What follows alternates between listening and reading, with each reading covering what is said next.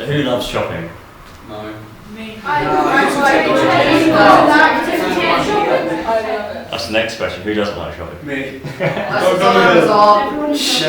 Awesome. That second one has nothing to do with the talk, but it's interesting. Who loves like getting a new phone? Getting some new shoes, getting a new game. Yeah. Right? Yeah, it's always nice, isn't it? Unwrapping. So, unboxing something new, unwrapping something new from a shop, it's always so satisfying, isn't it? It's so nice. Getting a Christmas present. So when you've got what you've desired, and you've got that thing that you feel like you need next, how long does the satisfaction dwell? How long does it stay? How long does the excitement from that remain? Before, I suppose, getting the next thing. A lot of us, me, we're all human, we all have these feelings when we get something new to satisfy a desire for something, whether it's big or small, whether it's a chocolate bar, some chocolate, or whether it's a new bag or some new shoes or even a car. We all have these desires. And I find personally, in the past, that the more expensive something is, the bigger something is, the longer that satisfaction, that excitement remains. But it always fades in the end, I find. And then you just get something else, just buy something else. Whatever it may be, new phone, whatever. So last week Steve spoke about Jesus again, talking about how he was being seen, how he was prophesied, how he was predicted, and how he was foretold in the Old Testament, the older part of the Bible, how people knew he was going to come, how people knew he was going to be born. So I'm just going to read a passage that we have here. It's from a chapter in the Bible from the New Testament called Matthew, and it's Matthew chapter 2. I'm just going to read through this quickly, and then we'll just go through it a little bit now. Yeah. Cool. So, after Jesus was born in Bethlehem in Judea, basically Judea being slightly just below Turkey, just below Syria sort of area, during the time of King Herod. Now, King Herod, I don't know, I'm not sure if you've heard of this, I suppose, infamous king before. He had not very much mercy. He was, some might consider him fairly evil and ruthless in his ways. I suppose an example of this was when he was nearing the age of death, when he knew he was going to die soon, he ordered for some men to be arrested, and then for once he had died, for them to then be killed, so that people would cry over these people, because he knew not many people would cry at his funeral. That's the sort of guy we're talking and dealing with here. So wise men, so men who knew the Bible, men who knew of God, and people knew that Jesus was coming, came from the east to Jerusalem and asked, where is the one who has been born King of the Jews? So the one who's going to come and save us, the one who's going to come and change everything. We saw his star when it rose and have come to worship him. When King Herod heard this, he was disturbed. The king was disturbed. And why would the king have been disturbed by a little baby being born in Jerusalem? That's the question. And the reason is, he was predicted, he was foretold to be a king. Someone so powerful, God coming down to earth, the most powerful being there ever has been. So of course, naturally, a king on earth who's powerful here is going to be slightly worried about another powerful person coming along.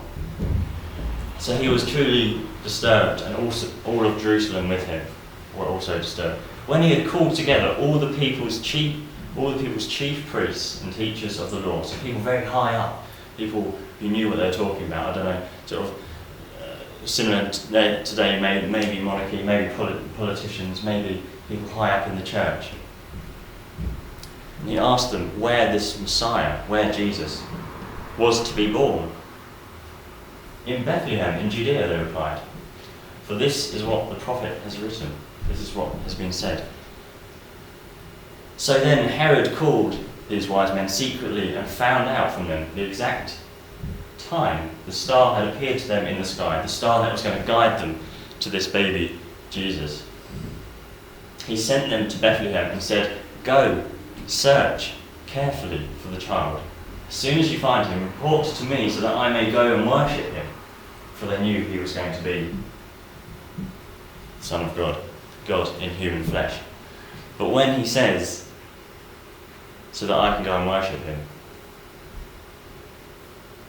it's more likely that he wants to find him to get rid of him, to rid of this power that can risk and would make him vulnerable, the king himself. After they had heard the king, they went on their way, and the star they had seen when it rose went ahead of them until it stopped over the place where the child was. And when they saw the star, they were overjoyed because they knew baby Jesus was going to be underneath. On coming to the house, they saw the child with his mother Mary, and they bowed down and worshipped him. So these really important, wise men who knew so much were bowing down to this baby who was just being born. Then they opened their treasures and presented him with gifts of frankincense, myrrh, gold. Of course, a baby's not going to be able to spend these things and use these things very, very well. Might just chew on them and that sort of thing. But they were gifts to show his importance. And then the wise men were warned in a dream not to go back to the king, King Herod.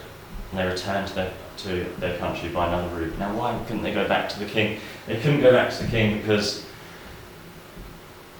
unfortunately, the king didn't really want to go and worship this baby. He wanted to go and kill this child. And later on in the chapter, he sends out men into Bethlehem to go and basically murder, massacre all the kids under the age of 2 to try and wipe out this baby called Jesus. But by this point, Jesus had moved on to Egypt with his family. So people before this time had talked about Jesus coming, Jesus being born for centuries. They knew it was going to happen. How?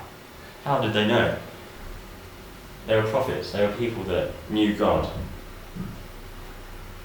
Now, why would they talk about this baby out of all the many millions and millions that are born all the time? It's because they did know that this baby was no ordinary baby, but it was going to be the Son of God. And God coming down to us, what does that mean? That means that it's God in human flesh. It's Jesus we've heard many times before of. He's coming down to guide us, to communicate with us, to teach us. He was said to be powerful. And Herod didn't like that. Herod was alarmed and scared. This may all seem very, I don't know, maybe quite unusual for a baby to be worshipped this much. But this power that so many people have predicted, in fact, I have some of the times that it's mentioned in the Bible, in the Old Testament, in the part before the part we're reading, written centuries and centuries ago. Things such as the Messiah would be born of a woman. This was before he was born, Mary. Messiah would be born in Bethlehem. Messiah would be born of a virgin. So the Messiah just being Jesus. Messiah would spend a season in Egypt.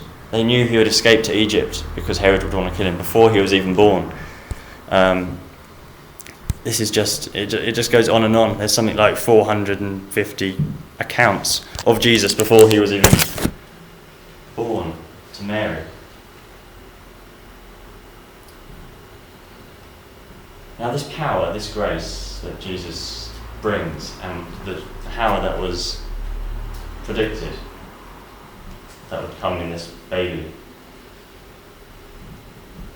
it's enough to satisfy that desire that we were talking about earlier.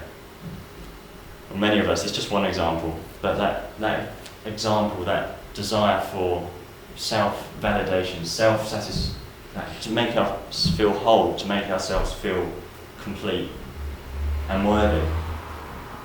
Sometimes we do this through things, relationships, social media, whatever it may be. But that longing, that reoccurring longingness that comes back,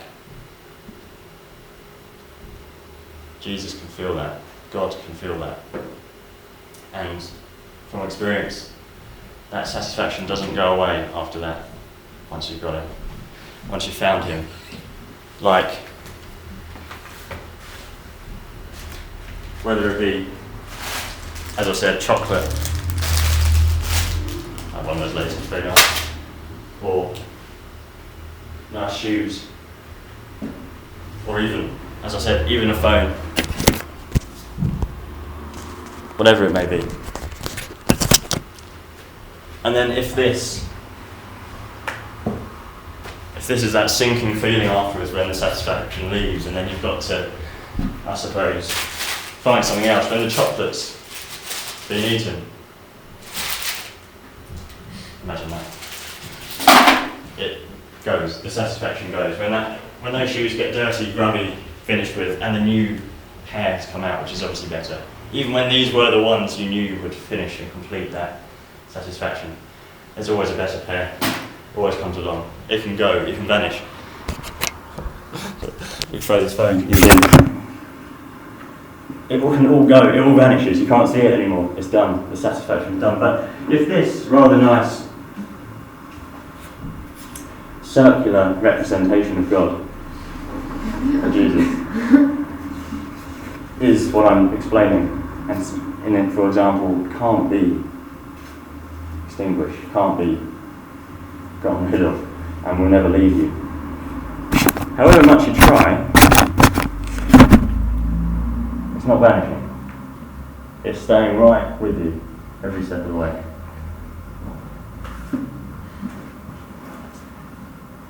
And these wise men, these big, powerful, the wise men, the other people that are mentioned, such as the chief priests, high up people, just people in their society that were high up, as today's politicians, monarchy, lawyers are. And just as a little side note that I thought of is that lawyers today, to bring it into today's context, in discovering Jesus, there's this one very famous man who used to be an atheist known as Nicky Gumbel.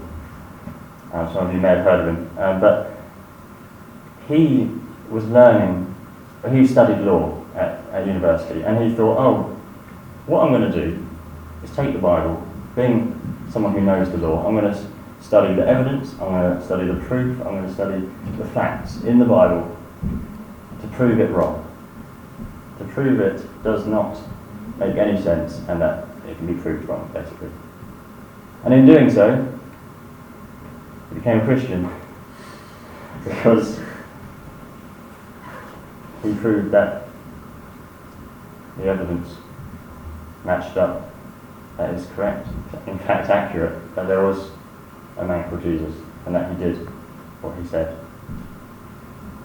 And this man is now the minister of one of the biggest churches in London. Started the Alpha course, which some of you may have done, some of you may have heard of. Alpha course, it's a bit like our Monday evening groups upstairs. Just a fun time, hang out, have food, and talk about the Bible. So Jesus has been born. That is where we'll leave the story this evening. Jesus has been born, he's here, he's waiting. And it is as important today as it was when King Herod heard about his birth. It's as important now because it just brings hope for something more. It brings excitement and it brings an adventure of a lifetime. Now, that's the end of the talk, but that is not by no means the end of the discussion, by no means the end of the story. So at any time you feel free to just talk to any of the leaders, anyone who else has even been at the Alpha group, at our small group, and ask us questions, challenge us, even argue us because the story is always a discussion. Even myself, we ask questions more than anyone. You're always challenging through life and questioning, is this right, is this correct? And it's a good way to go about it. So prepare for what's to come. The story will continue next week. Thank you very much for listening.